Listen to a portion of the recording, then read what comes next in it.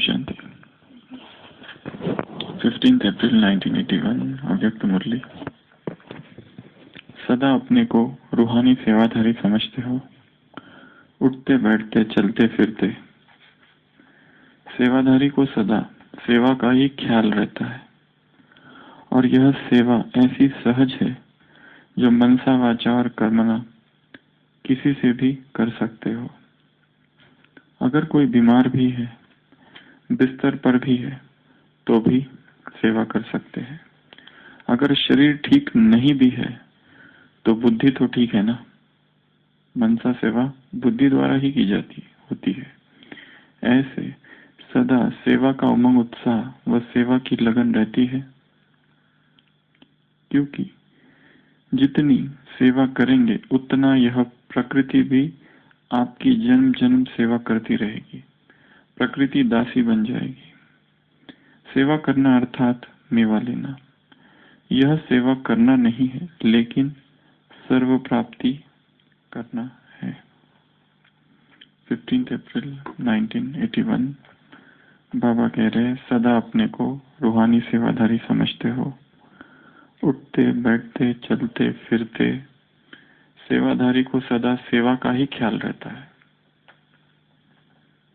उठना भी सेवा, चलना भी सेवा, बैठना भी सेवा, गुड मॉर्निंग भी सेवा, गुड नाइट भी सेवा। ऐसा बहनों को कहा है बाबा ने, टीचर्स बहनों को संडे।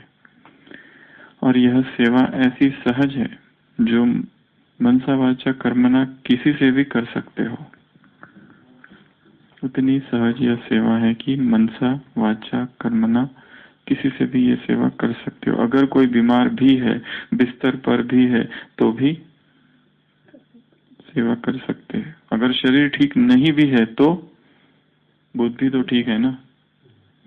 मनसा सेवा बुद्धि द्वारा ही होती है। ऐसे सदा सेवा का उमंग उत्साह व सेवा की लगन रहती है। जैसे नसों में खून बहता है, वैसे जो सदा सेवाधारी है उनकी नसों में सेवा का उमंग उत्साह बहना चाहिए। वैसा बाबा ने संडे की मुरली में कहा है। क्योंकि जितनी सेवा करेंगे उतना यह प्रकृति भी आपकी जन्म जन्म सेवा करती रहेगी। प्रकृति दासी बन जाएगी। अभी प्रकृति दुख का कारण बन जाती है, फिर यही प्रकृति सेवाधारी बन जाएगी। सेवा करना अर्थात मेवा लेना। यह सेवा करना नहीं है, लेकिन सर्व प्राप्ति करना है। तो क्या सुना? सेवाधारी अर्थात निरंतर सेवा करते रहे। अगर कोई बीमार भी है, बिस्तर पर भी है, तो भी सेवा कर सकते हैं। अगर कोई बीमार भी है, बिस्तर पर भी है, तो भी सेवा कर सकते हैं।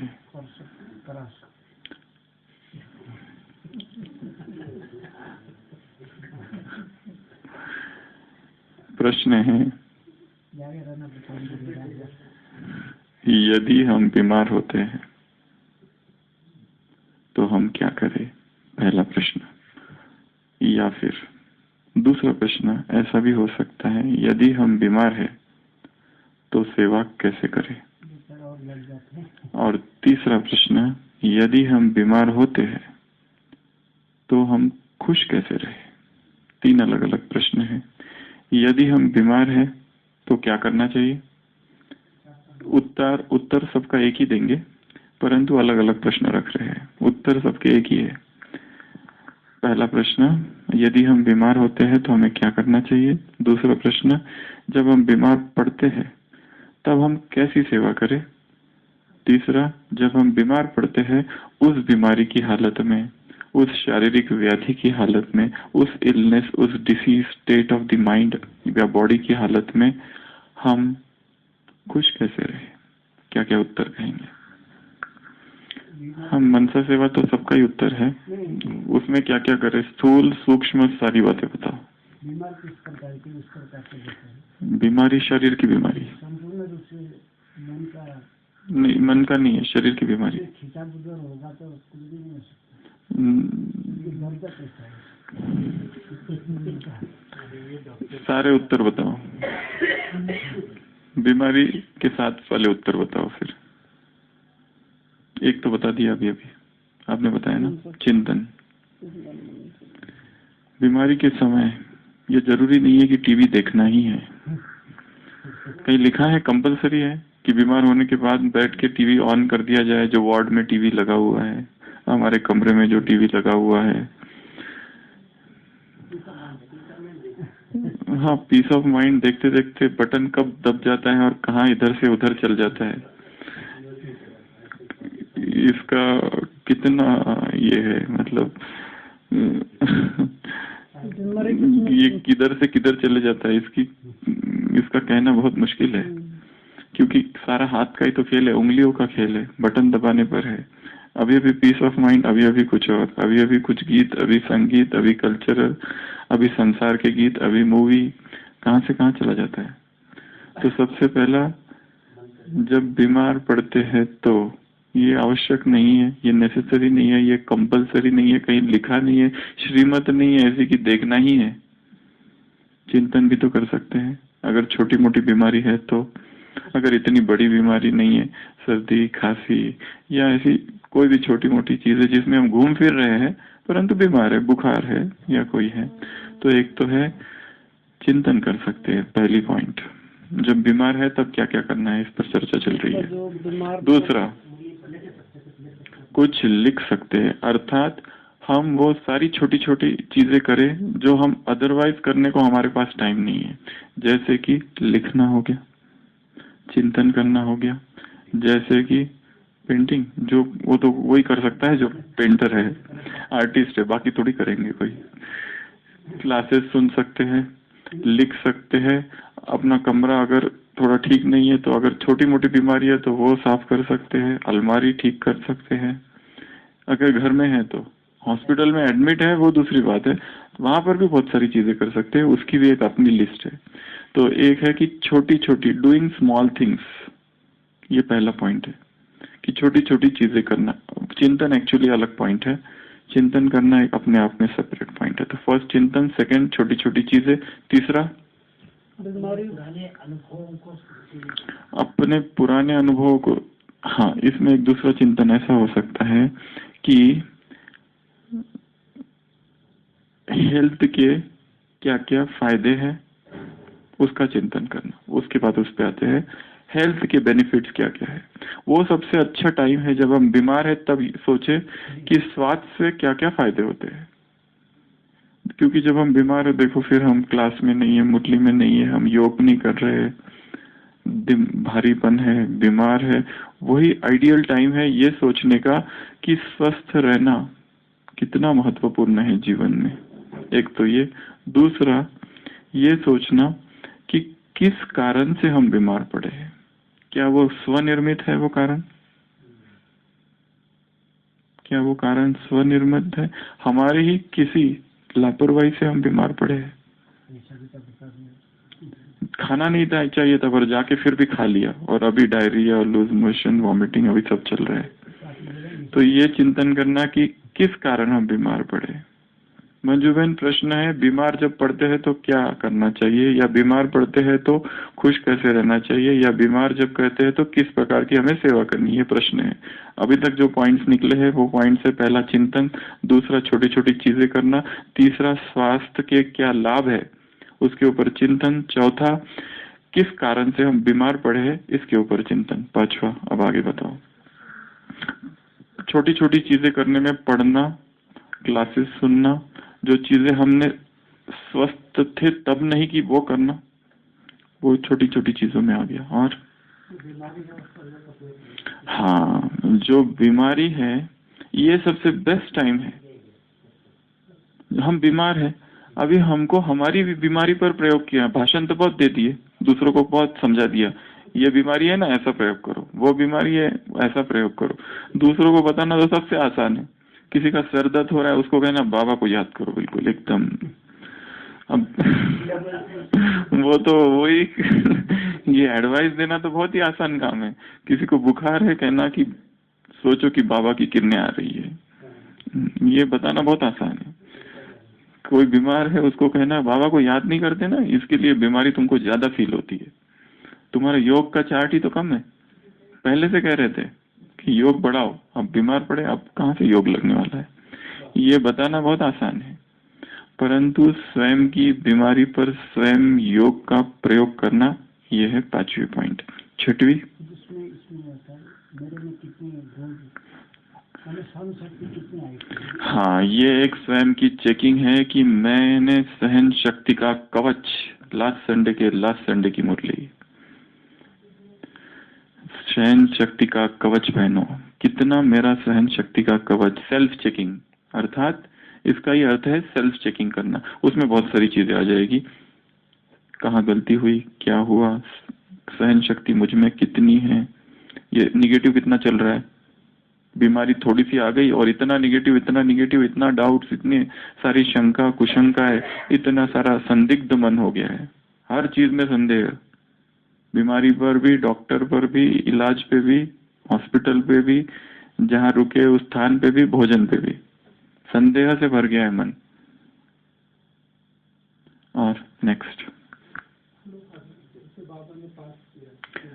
अच्छा, जैसे बाबा को बीमारी आई और बाबा ने पास की, वैसे सबसे बड़ा उदाहरण तो यज्ञ में दादी जान की है। बचपन से लेकर ही अब तक जितनी बीमारियां हुई होगी, शायद ही किसी ने इतनी बीमारियों को सहन किया। बहुत कम समय होगा, परंतु वो चेहरे पर कभी नहीं आई, वो दिखाई नहीं दी कभी भी।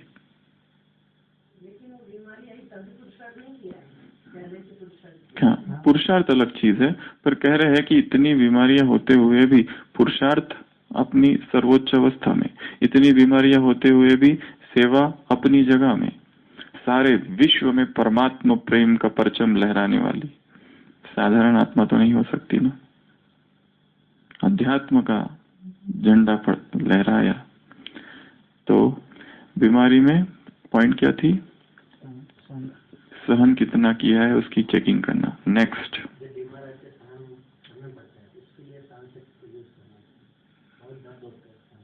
वही वो सब आ गया उसमें, और वो सब चेकिंग में आ गया। सोमान का अभ्यास करना, बीमारी में क्या करना, सोमान का अभ्यास करना। कौन से सोमान का अभ्यास करना?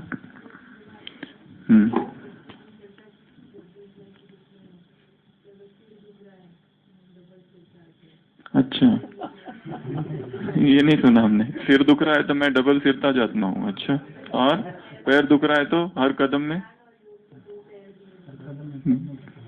में पद्मों की कमाई या ज्ञान और योग के 2 कदम दिए। अच्छा, दिल में कुछ है तो दिल में बाबा को बिठाए, और फेफड़े में श्वासोच्छ्वास बाप, हाथ में कुछ है तो हाथ बाप ने पकड़ा है, भुजा में कुछ है तो पंछी हम बाबा की भुजाओं में बैठे हुए नाच रहे हैं, बाप के कर्तव्य में सहयोगी हूँ।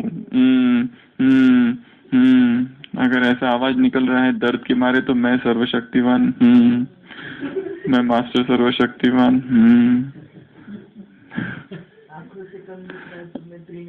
आंखों से कम दिख रहा है तो मैं त्रिनेत्री हूँ।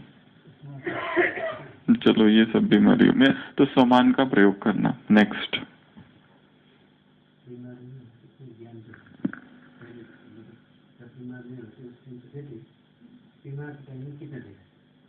हाँ, ज्ञान देना, ये पॉइंट है, उसमें ये सब अंदर आ गया। बीमारी के समय में दूसरों को ज्ञान सुनाना। दूसरे कौन? नर्स, डॉक्टर, हॉस्पिटल स्टाफ, बाजू वाला मरीज,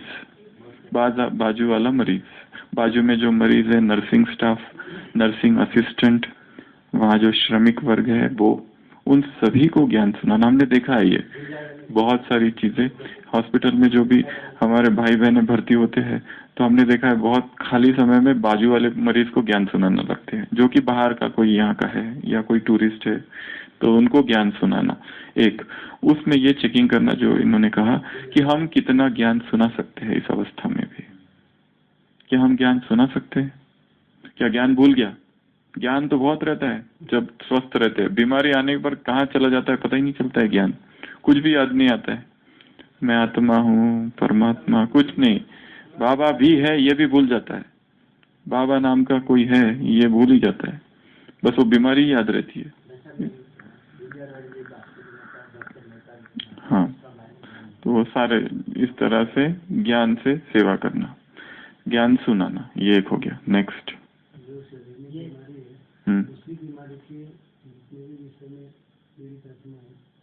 हाँ राइट।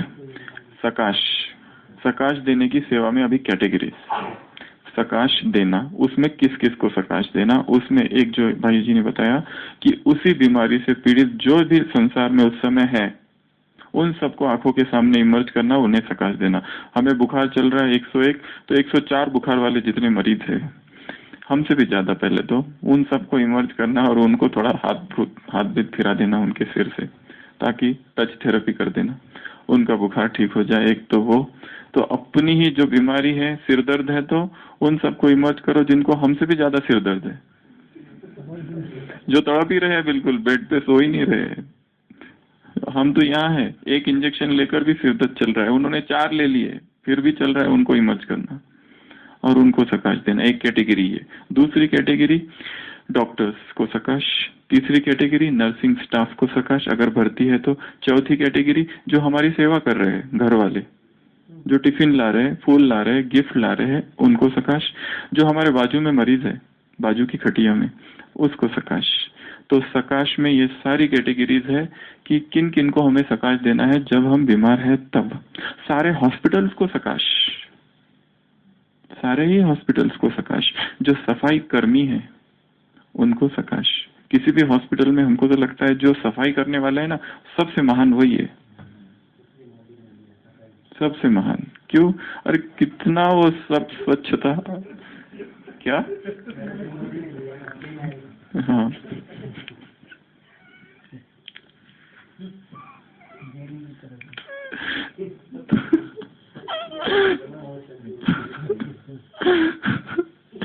तो स्वच्छ भारत अभियान, तो स्वच्छता जो करते हैं ना हॉस्पिटल में, हम जब नए नए डॉक्टर जब बने थे, हमको याद है, हमको ये जो सफाई वाले जो थे ना, ऐसा लगता था ये सबसे महान है। जब उनको हम देखते थे सुबह सुबह का जो 8 बजे का समय, जब कोई आया नहीं है, सब सफाई में लगे हुए हैं, इतनी अच्छे से सफाई कर रहे हैं पूरा अस्पताल की, बहुत मतलब उनका कितना बड़ा कंट्रीब्यूशन है, सबसे बड़ा कंट्रीब्यूशन तो उनका ही है, तो उनको भी सकाश। एक बहुत ही सुंदर एक दूसरी कहानी है कि जो कहानी का एक्चुअली वीडियो भी बना हुआ है, जो कि अवेलेबल है इंटरनेट पर। उसमें दिखाया है, उस कहानी में जो हमने बहुत समय पहले कभी क्लास में भी सुनाई थी, 2 मरीजों की कहानी, the parable of the window, hospital window, जिसमें दिखाया है 2 मरीज है, दोनों ही टर्मिनली इल है, ऐसी बीमारियां हैं दोनों की कि दोनों ही कभी भी मतलब जा सकते हैं शरीर छोड़कर।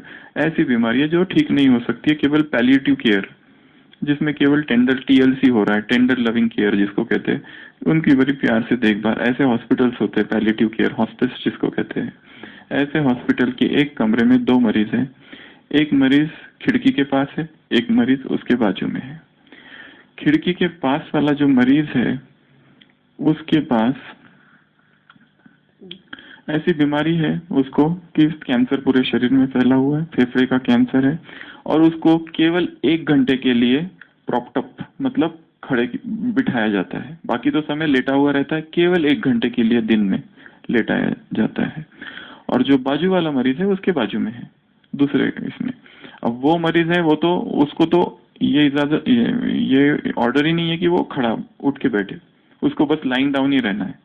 हो सकता है कोई स्पाइन प्रॉब्लम हो जिसकी वजह से लेटा ही रहना है सुपाइन। तो ये जो 1 घंटे के लिए ये जो बाजू वाला मरीज है खिड़की पर, उसको थोड़ा सा उठाया जाता है। इस 1 घंटे में ये जो मरीज है खिड़की वाला रोज खिड़की से बाहर देखता है और वो सारी चीजों का वर्णन करता है जो उसे बाहर खिड़की से दिखती है। और ये वर्णन वो किसके लिए करता है? बाजू वाले मरीज के लिए। वो कहता है कि देखो कितनी अच्छा झील है बाहर, वो पंछी देखो कैसे अच्छे उड़ रहे हैं, वो देखो प्रेमी अपने कंधों में कंधा, हाथों में हाथ पकड़कर वहां घूम रहे हैं। कभी दिखाता है, कभी कहता है कि देखो कितनी अच्छी परेड जा रही है, वो मार्च। वो बाजू वाला मरीज मार्च को सुन तो नहीं सकता है, पर अनुभव करता है। ये दोनों मरीज आपस में सारे दिन भर बातें करते रहते हैं, अपने जीवन की बातें करते रहते। दोनों ही मिलिट्री में थे पहले, तो मिलिट्री के जीवन की चर्चा करते हैं कि मिलिट्री में पहले ऐसा था, मिलिट्री में वैसा था, हमने कभी ऐसी लड़ाई लड़ी थी, हमने कभी वैसी लड़ाई लड़ी थी। फिर वो दिखाता है, फिर वो देखता है खिड़की से 1 घंटे के लिए, और वो सारी का वर्णन करते हैं। वो क्षितिज, वो बादल, वो पंछी, वो झील, वो लोग, वो शादी की बारात वहां से जो जा रही है, इन सारी चीजों का वर्णन करता है। और वो जो बाजू वाला मरीज है, जो उठ भी नहीं सकता है और खिड़की के पास भी नहीं है, वो मन की आंखों से देखता है ये सारी चीजें, और उसको लगता है जैसे जीवन का जो रस है उसका, वो 1 घंटा है। क्योंकि सारा समय तो कोई मिलने आता नहीं, कोई देखने आता नहीं, तो जीवन का जो संपूर्ण रस है उस 1 घंटे में उसे अनुभव होता है। एक दिन जो खिड़की वाला मरीज है, रातों रात शरीर छोड़ देता है। सुबह सुबह सिस्टर आती है वहां पर, देखती है लाइफलेस बॉडी, और अटेंडेंट से कहती है कि इसकी बॉडी को अब यहाँ से हटा दो, मॉर्चुरी में ले जाओ। और बाजू के मरीज को कहती है कि इसने रात में शरीर छोड़ दिया शांति से। वो सिस्टर चली जाती है। ये जो बाजू वाला मरीज है फिर से बेल बजाता है और सिस्टर को कहता है कि यहाँ कोई दूसरा पेशेंट आने वाला है क्या, बाजू के बेड में। वो कहती है नहीं। वो कहता है क्या मैं इस बेड पे जा सकता हूँ, शिफ्ट हो सकता हूँ? सिस्टर कहती है हाँ। तो वो दूसरे बेड पर जाता है, फिर से बेल बजाता है, फिर से सिस्टर को बुलाता है, कहता है कि क्या मुझे थोड़ी देर के लिए ऊपर कर सकते हो, मैं देखना चाहता हूँ वो सारी चीजें जो कि वो दूसरा व्यक्ति बताता था। उसको प्रॉप्टअप करते हैं। वो ऊपर देखता है तो देखता है खिड़की के सामने एक दीवार है, कुछ भी नहीं है। फिर से बेल बजाता है, फिर से सिस्टर को पुकारता है। वो कहता है कि उस व्यक्ति ने तो मुझे इतना, मेरे जीवन के आखिरी के 2 मास जो कभी जीवन में मैंने सुख नहीं पाया, वो 1 घंटा रोज मैं मन की आंखों से देखता था और सुख पाता था। और यहाँ तो सामने बस ब्लैंक ब्लैंक वॉल, एक दीवार है। सिस्टर कहती है शायद वो तुम्हें एनकरेज करना चाहता था। और सबसे बड़ी बात तो ये कि वो व्यक्ति अंध था। वो देखता है, उसे दिखाई, दृष्टिबाधित था वो तो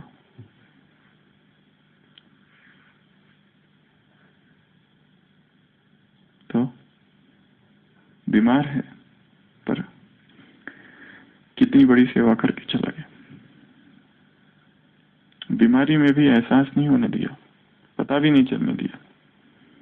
तो बीमार है परंतु दूसरों को सुख देना, खुश करना, खुशी देना, ये पता ही नहीं चलने दिया कभी बाजू वाले को भी कि मेरी भी कितनी सारी बीमारी है, मुझे भी दर्द है।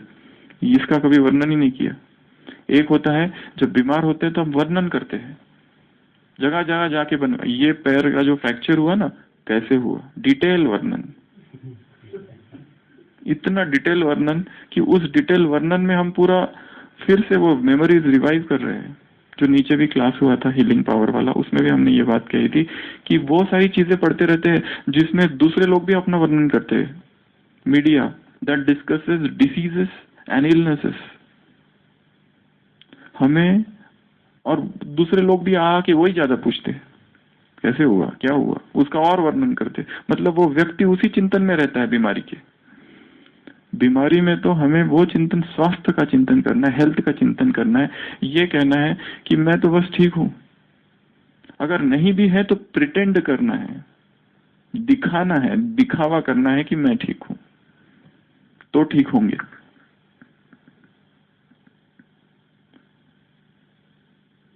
नेक्स्ट पॉइंट, स्व उन्नति के लिए टाइम मिला। वो जो कहा स्व चेकिंग करना, उसमें भी लिखना, और एक चीज करनी है। और क्या कर सकता है? हाँ, चेहरे से मतलब खुश रहना, वो सब। हाँ, उन सब लोगों को याद करना जिन्होंने बीमारियों की, बीमारी तो थी पर बड़े बड़े काम किए बीमारी की हालत में भी, या फिर कोई शारीरिक विकलांगता थी फिर भी उसके बाद भी हिम्मत दिखाई, शक्ति दिखाई। या वो सारे ओलंपिक प्लेयर्स कहो, इस तरह के जो भी लोग हैं भारत के, विश्व के, उन सबको याद करना। और एक चीज करनी होती है, बाबा के महावाक्य क्या क्या है बीमारियों पर? वाह व्याधि वाह। ये बीमारी किस लिए? जैसे फ्रूट की ड्राई फ्रूट, ड्राई फ्रूट की फ्रूट, फ्रूट फ्रूट या ड्राई फ्रूट है ये लास्ट। हाँ, फिर ये दूसरा अलग से चिंतन है। एक तो बाबा के महावाक्यों में ये व्याधि क्या है, हिसाब किताब है, और अच्छा है आ गई, और अच्छा है अब आ गई। अच्छा हुआ जो कम से कम पूछेगा तो हमको, पहले तो कोई पूछता ही नहीं। वो दूसरा पॉइंट, वो नहीं, और रुको भी, पहले ये, पहला तो ये कि बीमारी, पहले तो बीमारी का गुणगान कि वाह व्याधि वाह, बहुत अच्छा तुम आई, तो वो आराम से खुशी खुशी से विदाई करेगी। मेहमान जब आता है और उसकी हम तारीफ करते हैं तो खुद खुशी खुशी विदा होते हैं, वैसे ही वाह व्याधि वाह। एक तो ये, दूसरा ये चिंतन की ये हिसाब किताब चुकतू हो रहा है, तीसरा ये चिंतन सजाएं कम होगी। चलो ये एक तो बाबा के महावाक्य को याद करना। दूसरा ये रीप्रायोरिटाइज सेल्फ केयर, इसको कहा जाता है रीप्रायोरिटाइज सेल्फ केयर। उसमें 2 पॉइंट्स है। एक, दूसरों की मदद लेना। अहंकार स्वीकार नहीं करता है कभी कभी इस बात को, ये अलग प्रकार का पॉइंट है। हम क्यों किसी की मदद ले? हम बाबा की मदद लेंगे बस, हमें किसी और की मदद नहीं चाहिए, ये भी अहंकार है। हम बीमार हैं, किसी की मदद प्रेम से स्वीकार करना, एक्सचेंज ऑफ काइंडनेस, किसी की मेहरबानी स्वीकार करना। एक्चुअली हम जिन पर हमेशा ही मेहरबानी करते रहते हैं, रहम करते रहते हैं, अगर सूक्ष्म में मनोविज्ञान कहता है कि वो व्यक्ति हमारे प्रति कहीं ना कहीं घृणा भाव रखता है। यदि हमने किसी की हमेशा ही मदद करते रहे, कदर करते रहे, और वो ऐसा है कि वो उसको कभी चांस ही नहीं दी हमारी मदद करने की, तो वो जो व्यक्ति है उसके मन में कहीं ना कहीं एक सूक्ष्म घृणा रहती है, क्योंकि उसकी इतनी क्षमता भी नहीं है कि हमारी मदद करे एक्चुअली, पर वो करना चाहता है परंतु कर नहीं सकता है। और हम हमेशा ही कर रहे हैं, और हमेशा ही एक रीति से यह अहंकार है, हम अपने अहंकार को पोषण दे रहे हैं कि हमने कितनी मदद की, कह नहीं रहे परंतु दिखा जरूर रहे किसी न किसी रीति से। तो दूसरों को भी अवसर देना स्वयं की सेवा करने का, पर इसको बहुत गलत नहीं लेना इसके ऊपर बहुत तोड़ मरोड़ के इसको गलत भी लिया जा सकता है, ट्विस्ट करके। हाँ वो नहीं, वो दूसरी पॉइंट है। तो एक तो ये, दूसरा यदि हमारी दूसरी मदद नहीं करते, सहयोग नहीं देते, केयर नहीं करते, तो ये समय है स्वयं की केयर स्वयं करने का, रीप्रायोरिटाइज सेल्फ केयर। यदि दूसरे हमारे तरफ ध्यान नहीं देते, हमने दूसरों को बताया फिर भी ध्यान नहीं देते, दूसरों को समझाया फिर भी हमारी बीमारी समझ नहीं पाते, कहाँ जाए, किसके पास जाए? खुद की केयर खुद कैसे ले, उसकी टेक्निक, उसकी आर्ट, उसकी तकनीक, उसका तरीका सलीका ढूंढना, और फिर बाबा को अच्छी तरह से याद करना। और बाबा से वो जो हेल्प आएगी ना, जब हम अलोन है इस बैटल में, इस संघर्ष में, कोई हमारा साथ नहीं दे रहा है, साथ तो क्या समझने की भी कोशिश नहीं कर रहे, वो और एक पॉइंट है। एक पॉइंट ऐसे भी है कि मैं लोग पसंद कितना बन जाऊं, कितने लोग, हाँ लोग पसंद में कितना हो, कितने मुझे मिलने आ रहे हैं, अच्छा उसकी गिनती अच्छा हम बीमार पड़े और कोई मिलने नहीं आते तो शायद नहीं, पर ऐसा है बीमार जब पड़ते हैं ना तो जो शत्रु है वो भी आते हैं मिलने, वो भी वो भावना से आते हैं, ये सोच के आते हैं देखा अच्छा हुआ, गया कि नहीं गया। बाइबल में एक वाक्य लिखा है, यदि किसी की मृत्यु हो गई है और आप उसकी कब्र पर जा रहे हो परंतु ये सोचकर कि इसने मेरे साथ ये किया था, तो उसमें लिखा है कि वो जो फूल लेके आए वो फूल को वहीं छोड़ो, पहले जाओ उससे माफी मांगो या माफ करो, उसके बाद फिर आओ। ये सोच के जाना, कोई बीमार है कि ये सोच के जाना कि मन ही मन कि देखा इसने ये किया था ना, अच्छा ही हुआ इसके साथ ऐसा हुआ, अच्छा ही हुआ ऐसा ही होना। हम किसी एक डॉक्टर हॉस्पिटल में थे कभी, तो एक डॉक्टर था, वो एक कभी दूसरे डॉक्टर के पास गया, तो उस दूसरे डेंटिस्ट के पास गया, तो नहीं डॉक्टर नहीं था, एक व्यक्ति था, वो एक हॉस्पिटल का ही स्टाफ था, तो वो डेंटिस्ट के पास गया, तो वो दांत वाले डॉक्टर ने कुछ गड़बड़ कर दिया, तो सूजन ज्यादा हो गई, तो सूजन ज्यादा हो गई, उसके बाद में बहुत दिन तक चला बेचारे का वो, तो वो व्यक्ति ने क्या सोचा, ये डॉक्टर को कुछ तो होना चाहिए इसका, और एक बार क्या हुआ, फिर वो डॉक्टर का पैर भी फ्रैक्चर हुआ, तो मन ही मन सोचता था, वो कहता भी था अच्छा ही हुआ, मेरे साथ ऐसा किया था ना बाबा ने, देखो बाबा का ही नाम लेते उसने भी अच्छा ही हुआ। तो ये भी एक पॉइंट है। और एक पॉइंट है, बीमारी में जैसे इमरजेंसी और ट्रॉमा सेंटर में जो सिचुएशन होता है उसको साक्षी भाव, साक्षी भाव सबसे पावरफुल पॉइंट है कि साक्षी भाव का अभ्यास करना, देखना लोगों को जो हमारी केयर कर रहे हैं, इसको ऑब्जर्व करना कि कितनी अच्छी तरह से हमारी केयर कर रहे हैं। ये देखो, क्या हम ऐसा केयर कर सकते हैं? जब अगर हम कोई दूसरा बीमार पड़े हो, हम ऐसा कर सकते हैं? मुझे तो ये लगता है ये मेरे से बिल्कुल नहीं होगा ये चीज। जब हम देखते हैं ना दूसरे कैसे केयर करते हैं, अगर हमको कहा गया चिमन भाई जैसा आप करो तो मुश्किल ही है मेरे लिए, तो मुझे लगूंगा मैं हम नहीं कर पाएंगे शायद ये कार्य। दूसरे कैसे केयर करते हैं वो ऑब्जर्व करना, दूसरा साक्षी होके ये देखना, सबको साक्षी होके देखना, हॉस्पिटल स्टाफ, डॉक्टर, सब सब सब सब सब जितने लोग हैं सबको साक्षी होके देखना। और एक पॉइंट रह गई है बीमारी में जो सोचनी होती है, जन्म मृत्यु जरा व्याधि दुख दोषानुदर्शनम, जीवन के सत्य का चिंतन करना, ये है सत्य बीमारी, ये है सत्य मृत्यु, ये है सत्य बुढ़ापा। कैसे वैराग आएगा? जब बीमारी हो तब चिंतन चलता है कि ये है, आज जवानी पर इतराने वाले कल पछताएगा, गीत है, चढ़ता सूरज धीरे धीरे ढलता ही जाएगा, फिर आएगा।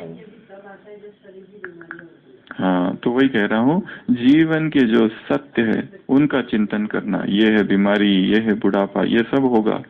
ऐसा कोई नहीं कह सकता कि मैं इटर्नल हूँ, मैं अविनाशी हूँ, ऐसा कोई नहीं कह सकता। ये देह को तो जाना ही है कभी ना कभी, चलो कोई बचा भी दे तो 10 दिन बाद जाएगा, 10 साल बाद तो जाना ही, थोड़ा प्रोलॉन्ग कर रहे हैं बस।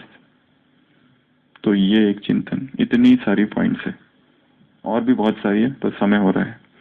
तो माता जी आ जाइए, आ जाइए। माता जी ने कहा है मेरा आज का लास्ट है, मतलब आज के दिन का, आज के दिन में और कोई काम नहीं, आज के दिन का लास्ट है। आगे वाला आगे वाला। वो तो उसकी तो बात ही नहीं है, आज के दिन का लास्ट है ये बोला है, खास ओपीडी में आके बताया, तो मैंने कहा ठीक है आज के दिन लास्ट, आज के दिन का, नहीं नहीं आज के दिन का, आज के,